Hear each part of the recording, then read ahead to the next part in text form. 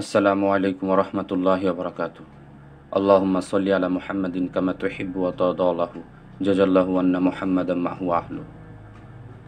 নফসে আম্মারা এটা আমাদের খুবই পরিচিত একটা বিষয়। তো নফসে আম্মারা হচ্ছে সেই প্রবৃত্তি বা মন যা মানুষকে সবসময় খারাপ ও পাপের দিকে টানে। কোরআনে সূরা ইউসুফে বলা হয়েছে, নিশ্চয়ই মন তো খারাপ কাজের দিকে আদেশ করবেই, যদি আমার যদি না আমার রব দয়া করেন। সূরা ইউসুফ ১২ নম্বর সূরা ৫৩ নম্বর আয়াত। নফসে আম্মারা থেকে বাঁচার কিছু উপায় আছে।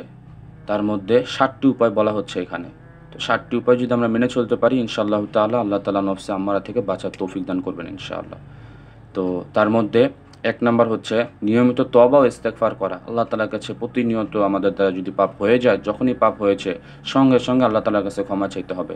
যদি আমরা ক্ষমা চাইতে পারি, আমাদের চোখ থেকে যদি ১ ফোঁটা অশ্রু বের হয়, সেই অশ্রুর দ্বারা আল্লাহ তাআলা আমাদের সমস্ত গুনাহ মাফ করে দিবেন এবং যে নফস যে শক্তিশালী হয়েছিল গুনাহের কারণে, সেই নফসটা এখন দুর্বল হয়ে যাবে।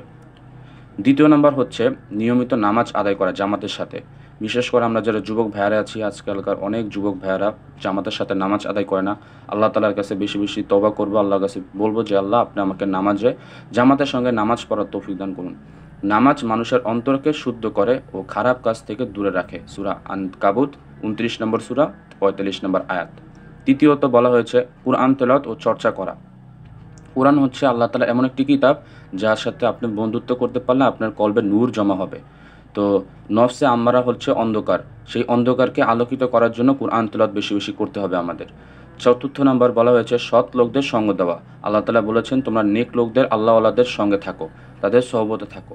যারা আল্লাহ ভীরু তাদের সঙ্গে থাকলে নিজের ঈমান ও নিয়ন্ত্রণ শক্তি বাড়ে। ৫ নাম্বার বলা হয়েছে রোজা রাখা, বিশেষ করে নফল রোজা। যেমন নবী সাল্লাল্লাহু আলাইহি সাল্লাম সোমবার রোজা রাখতেন, বৃহস্পতিবার রোজা রাখতেন।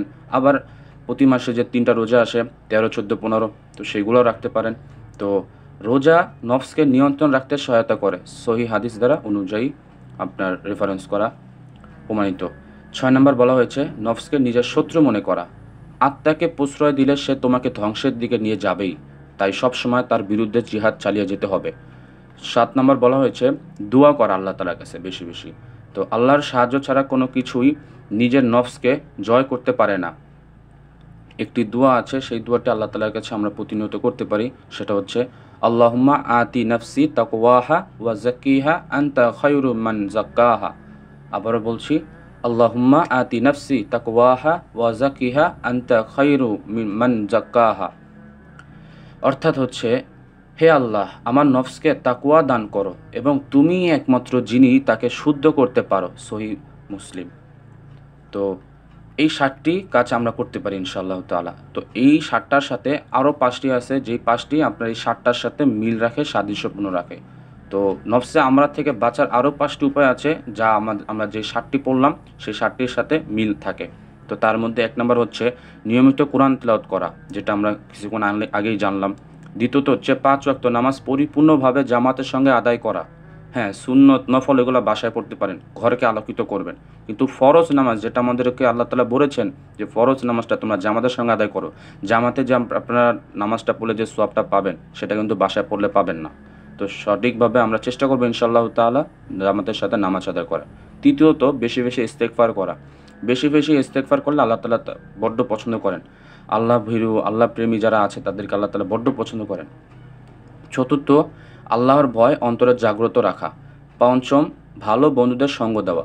আল্লাহ তাআলা বলেছেন, তোমরা নেককারদের সোহবতে থাকো, আল্লাহওয়ালাদের সোহবতে থাকো, নেক বন্ধু বানাও, যে তোমাকে পরকালে যার সাথে তুমি থাকতে পারবা, যে তোমার বন্ধু হবে, যে মানে দুনিয়াবি যত বন্ধু আছে তাদেরকে বাদ দিয়ে নেককার বন্ধু বানাও, যারা তোমাকে আখিরাতের দিকে দাওয়াত দিবে, আল্লাহর দিকে দাওয়াত দিবে, এদের সাথে বন্ধুত্ব রাখো।